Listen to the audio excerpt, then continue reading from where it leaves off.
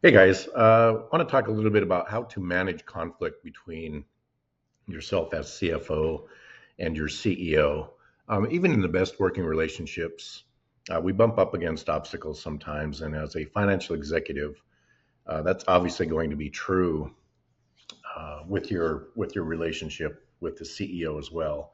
And that's not necessarily a bad thing because savvy CEOs don't want the yes man, the yes woman because they realize the value of leaning on their team's expertise, especially where obviously difficult situations in our business environment today are encountered. That doesn't mean that you don't have to back up your assertions and what you think is best for the bottom line that is that's divergent from or in direct opposition to what the CEO thinks. But don't let that stop us. So I want to look at four things that are critical in helping to manage constructive conflict with the CEO and the CFO.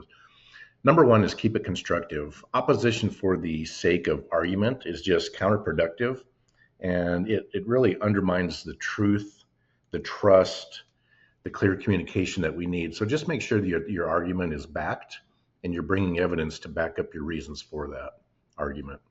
Number two is stay focused on the solution. And we've all heard this. Don't bring the monkey into my office and leave me with your monkey.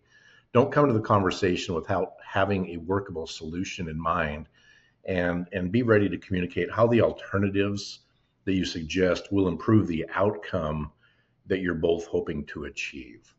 Number three is always bring it back to the best interests. The CEO is the boss. The boss likes to look good. We all do. Don't make it a CFO versus a CEO issue. Remember that the CEO is dealing with certain things that we may not know about. And so always take that argument or that conflict, that constructive conflict, back to what is best for the firm. It must center on the business's best interest to be successful.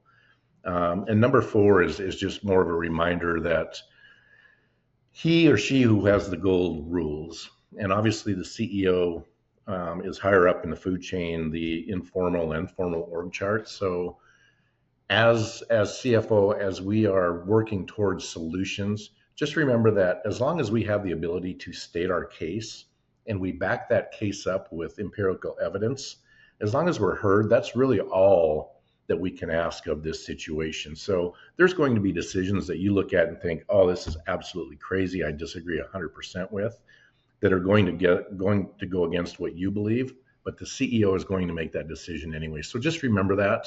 That's kind of where we need to turn down the stove a little bit and remember that we're working towards a common goal, even though our best analysis may not be the end result. So hope this helps.